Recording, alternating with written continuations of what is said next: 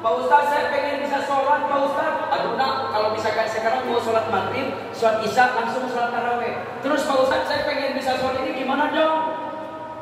Ya udah, kalau misalkan kamu pengen bisa sholat, datang aja ke masjid. Di masjid banyak orang Islam lagi sholat. Oh begitu ya Pak Ustaz? Iya. Akhirnya si mualaf itu pulang. Pak, intinya begini ya Bapak, tidak ada begini.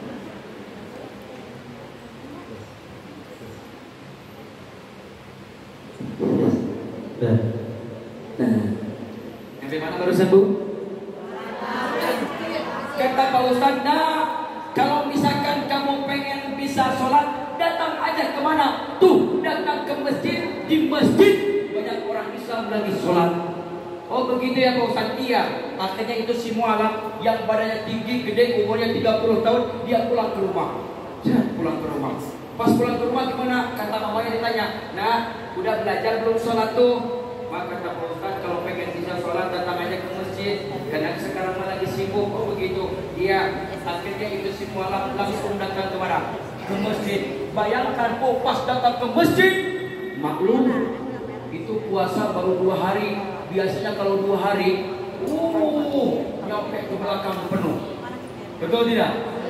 Penuh nyampe belakang. Pas si mualaf nyampe, pas lihat itu apa? Hah? Pas lihat kalau misalkan berjamaah itu, yang anak kecil di belakang apa di depan? Hah? Di belakang apa di depan? Di belakang. Ibu juga tahu kan kalau misalkan anak kecil sholatnya gimana? Allahu Akbar. Ada yang di kanan sujud, ada yang di kiri sujud, ada yang di belakang lagi sujud, beltam. Ada lagi apa di depan? Terus kata si mualaf gimana? Oh, begitu salat teh. Akhirnya apa? Si mualaf pulang ke rumah. Besoknya dia puasa. Pas puasa gak lama azan. Allahu Akbar, Allahu Akbar. Buka. Coba bayangkan pas buka, yang biasanya dia 1 piring, sekarang mah 5 piring. Ditanya, nah banyak amat kau makan? Ya mak mau sholat biar kuat. Akhirnya gak lama kemudian dia langsung ke mana? Langsung ke masjid. Ini sholat tidak tahu ilmunya. Dia langsung ke masjid. Pas ke masjid, ternyata dia pas belakang Pak Ustaz paling depan. Terus gimana? Ini Pak Ustaz yang paling depan. Akhirnya gimana Bu Pak Ustaz? Allahu Akbar. Kalau kita kan baca doa iftitah, tapi apa? Itu si mualaf bukannya baca doa iftitah, apa? Tarik nafas. Akhirnya gimana? Pas Pak Ustaz ruku, Allahu Akbar. Itu si mualaf bukan ikutin ruku, malah apa? Lihat di kanan, sibuk. Tumbang. Lihat di kiri. Juga tuh Allahu Akbar. Terus lihat di mana? Yang di belakang lagi apa? Yang di belakang lagi sujud. Beletak. Emang bola. Akhirnya apa? Di kanan udah tumbang, di kiri sudah tumbang, belakang udah tumbang. Tinggal siapa? Pak Ustaz yang lagi. Karena kata Pak Ustaz kalau misalkan pengen bisa sholat, datang ke masjid, pas yang dilihat di masjid yang berjamaah, jadi belakang. Begitu sholatnya. Akhirnya kalau kemudian apa? Pak Ustaz lagi gini. Kata si mualaf bilangnya gimana? Saya mau nungguin Pak Ustaz nungging. Kalau kita kan bahasanya ruku, tapi si mualaf karena nggak tahu bahasanya nungging. Akhirnya singkat cerita, Allahu Akbar. Coba bayangkan, Bu lagi enak-enak. Si mualaf bukan yang ngikutin ruku, malah apa? Dia ke belakang, lipat tangan. Coba bayangkan. Udah dilipat gimana Bu? Itu kalau sudah enak-enak begini, akhirnya lipat tangan, dia ke belakang dulu, akhirnya lari ke depan, disodok. Allahu Akbar, na'udzubillahimin. Makanya ibu subhanallah, di sini banyak ketua majelis taklim, banyak ustazahnya, banyak ustadznya, banyak yang mengajarkan kita. Pergunakan sebaik mungkin. Mumpung kita masih hidup di Lamjun, karena ibu kita mempunyai putra putri, kita mempunyai anak, baik laki-laki atau perempuan. Ingat ibu, kita harus benar-benar mendidik anak kita. Ibu cinta sama anak ibu, ibu sayang sama anak ibu. Bukan berarti ibu memberikan fasilitas yang banyak. Nah, kamu pengen motor, nih saya beliin motor. Nah, kamu pengen mobil, nih saya beliin mobil. Nah, kamu pengen apa? Handphone baru, nih saya beliin. Nyampe SD-nya, SMP-nya, SMA-nya, nyampe perguruan tinggi. Dan anak ibu menjadi anak yang sukses. Sehingga apa? Sehingga ibu bisa umroh, ibu bisa naik haji, ibu diberikan mobil, ibu diberikan rumah. Oleh siapa? Oleh anak ibu. Kenapa? Karena anak kita sukses. Ingat ibu, anak kita difasilitasi dalam masalah dunia, pendidikan dunia. Maaf, kalaupun menjadi orang yang sukses, cuma hanya bisa membahagiakan kedua orang tuanya di dalam dunia saja.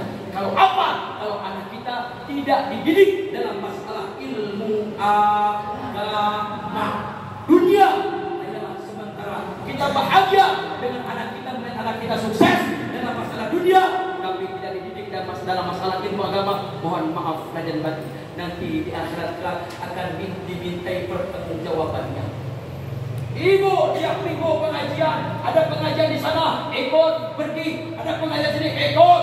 Ibu ngaji, ibu sholat hajat. Oh, mantap sholat hajat, gak pernah ketinggalan. Tapi mohon maaf, ibu punya anak gadis, ibu punya anak laki-laki, tapi tidak dididik dalam masalah ilmu agama. Mohon maaf. Misalkan ibu masuk surga nih, enak masuk surga. Sedangkan anaknya, karena anaknya gak pernah dititipin ke ustaz, gak disuruh ngaji, ibu mau masuk ke surga. Karena ibu, di dunianya pengajian kemana-mana, oke. Ibu mau masuk ke surga. Anak kita yang dibawa di neraka, masuk neraka, dia bilang, ya Allah, ya Rabbi, saya tidak ridho ya Allah melihat kedua orang tua saya, melihat ibu saya, melihat bapak saya masuk ke surga. Kenapa? Karena waktu di dunia, iya saya mengakui SD, SMP, SMA saya difasilitasi dalam masalah dunia, tapi dalam masalah ilmu agama saya tidak disuruh untuk mengaji, saya tidak disuruh untuk pergi ke ustaz di pesantren ini, tidak pernah disuruh. Mana orang tua kamu tuh yang mau masuk surga udah sama Allah, masuk sama-sama kemana? Na'udzubillah ini. Tapi kemarin ada jamaah begini, Den, iya, saya kan orang Islam, iya, saya kan sebagai umat baginda Rasul, iya, saya kan sebagai hamba Allah, iya, kan kata Rasul, atani ati bi rabbi fakhbaroni, telah datang kepadaku utusan Tuhanku, annahu man mata min ummati la yusyriku billahi syai'an dakhala jannah. Lalu diberitahukan bahwa siapa saja di antara umatku dia mati dalam keadaan tidak musyrik, dalam keadaan tidak menyekutukan Allah, dakhala jannah, niscaya dia akan masuk surga. Qala, sahabat bertanya, fakultu wa insana wa insara, bagaimana ya Rasul kalau misalkan dia pernah berzina dan mencuri? Qala, Rasul menjawab, wa insana wa insara, sekalipun dia berzina dan mencuri. Jadi begini ibu, walaupun dia mabuk, walaupun kita mabuk, walaupun kita judi, walaupun kita maksiat, yang penting tidak musyrik, toh ujung akhirnya bakal masuk. Iya, kita sebagai hamba Allah, sebagai umat Rasul, mati tidak musyrik, tapi tidak punya banyak maksiat, toh ujung akhir pasti akan masuk surga. Iya, cuman sebelum masuk surga kemana dulu? Nih, dari pakai baju ini kena keringat, kena debu, gak bakalan mungkin baju yang dari sudah pakai langsung masuk kemari. Tidak, pasti diapain dulu? Cuci, direndam dulu. Udah direndam diapain? Kalau di mesin cuci diputar-putar. Yang kali ya, udah diputar-putar. Dia apa lagi? Dikeringin. Udah keringin, dijemur. Gak langsung masuk mana? Langsung digosok dulu. Udah habis digosok baru masuk. Nah begitu juga kalau misalkan kita berpikiran yang penting mah tidak musyrik, yang penting mah tidak musyrik, walaupun maksiat juga ujung akhirnya pasti akan masuk surga. Nah berarti kita akan mencicipi dulu yang namanya api neraka. Na'udzubillahi min. Baik hadirin kaum muslimin rahimakumullah.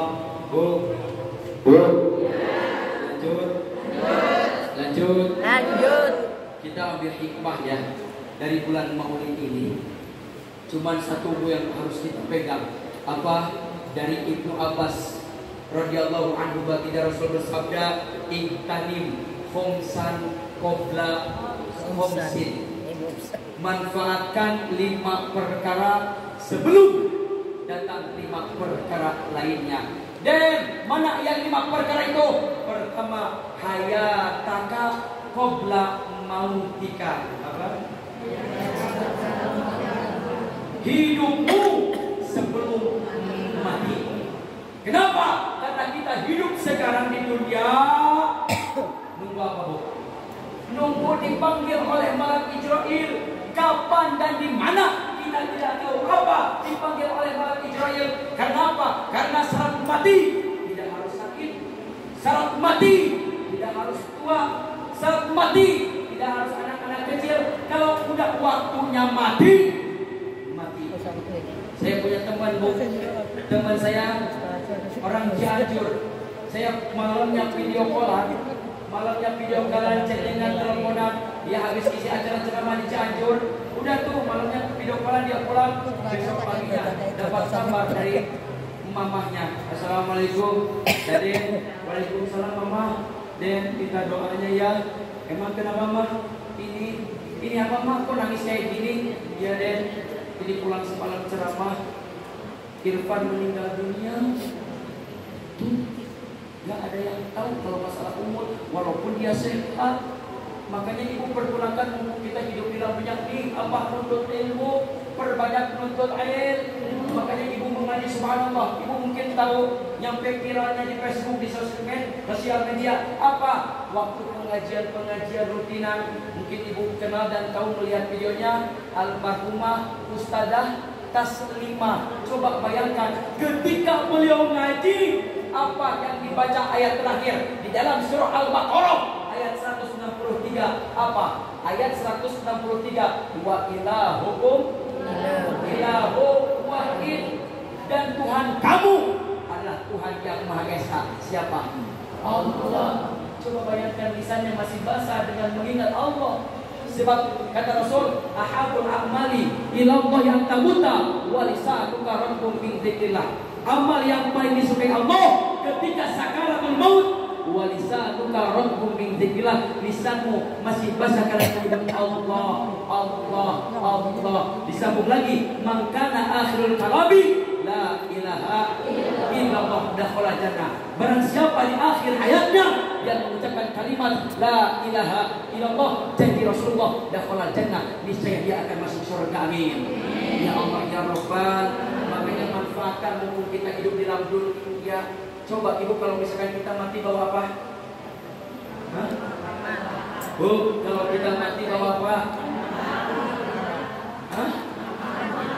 Amal, bukan rumah bertingkat, mobil mengkilat, sawah ladang di mana-mana, bukan. Tapi ada orang yang masuk surga dengan hartanya. Iya. Gimana? Ibu punya mobil 4, satulah buat ambulan. Betul. Ibu punya rumah 4 atau 3, satu bikin buat apa? Rumah Qurani. Ibu punya uang, sok sedekahkan. Sebab apa? Harta yang kita punya tidak 100% hak mutlak milik kita. Tidak. Kenapa? Dalam harta kita, Bu, ada 2,5% milik atau hak siapa? Fakir miskin, anak yatim, orang yang benar-benar membutuhkan. Nah, jadi uang yang kita punya, Bu, tidak 100% milik kita. Misalkan begini, kita punya uang 100.000, kalau 2,5% berarti berapa? Hah? 200. Nah, kita punya uang 100.000, ada hak fakir miskin, anak yatim, 2,5% berarti berapa? 2.500. Hah? 2.500 kalau 1 juta? 25.000. Nah, 25.000 itu hak fakir miskin, anak yatim dan lain sebagainya yang membutuhkan. Sebab sebab apa? Harta yang kita punya, yang kita hasilkan, yang kita dapat, kita keluarkan, kita belanjakan, itu semuanya nanti akan dipertanggungjawabkan di hadapan Allah Subhanahu wa taala. Saya pernah ngantar guru saya di pondok pesantren, dan antar apa yuk kemana? Ke showroom, ke dealer, mau ngapain? Apa? Mau beli mobil. Apa langsung datang ke dealer beli mobil, pas beli mobil nanya, "Mbak, maaf, ini mobil harganya berapa?" "Ini mobil harganya 350 juta." "Benar 350 juta?" "Iya." "Dan kurang lagi?" "Enggak." "Mentoknya berapa?" 350 juta, Ustaz." "Oh ya udah. Ini jangan nyampe kurang, jangan nyampe lebih." "Ya, saya mau pulang dulu." Pas pulang ke rumah dikumpulin anak yatim santri semuanya. Coba bayangkan dari 350 juta berapa? Bagiin dulu. Kita gitu enggak? Mobil kita punya, motor kita punya, udah belum? Karena semua harta kita akan dimintai pertanggungjawabannya. Makanya mumpung kita hidup, pergunakanlah untuk senantiasa beribadah kepada, karena setelah kita mati, orang yang meninggal dunia ditanya oleh Allah, "Hai mayat, hai jenazah, kalau kau diberikan kesempatan hidup sekejap saja mau apa?" Mereka berkata, "Laula akhartani ila ajalin qarib." Kalau kau beri aku umur, kalau kau beri aku kesempatan hidup sekejap saja, fa'asaddaqo, maka aku akan bersedekah, aku akan berwakaf tanah, aku akan membangun masjid, wa aku minas sholihin, dan aku akan jadi orang yang soleh. Tapi pada saat itu penyesalan tidak lagi bermakna, Bu. Makanya nanti yang akan menemani di alam kubur itu amal soleh. Makanya banyak-banyak kita sodang. Jadi mau tanya, ibu punya kalung? Punya kalung? Pakai anting? Punya cincin? Punya gelang? Punya gengge? Ibunya punya emas dan ibu punya emas. Semua di sini jual. Jual untuk hidup. Karena kalau ibu punya emas banyak, meninggal, itu yang jatuh hak warisnya siapa? Anak sama suami. Nanti ibu banyak emasnya dijual sama suami, dipakai kawin lagi.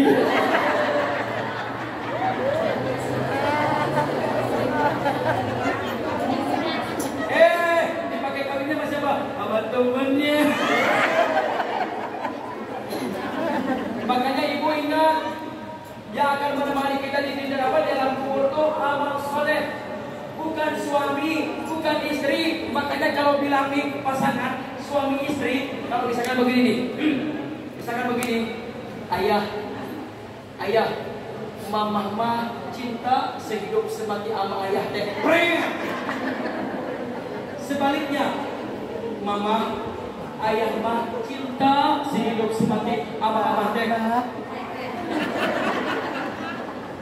Kenapa? Karena coba bayangkan, kalau misalkan ibu meninggal dunia, apakah bapak ikut nyungsep dalam kubur? Sebaliknya juga, bapak meninggal dunia, masuk alam kubur, ibu ikut nyungsep tak? Enggak. Betul tidak? Saya ingat abahnya yang Umi Tatu. Umi Tatu ibunya almarhum Mustajab Al-Bukhari, nyanyinya begini. Walau suamimu gagah perkasa, Israel datang tiada berguna, istri mana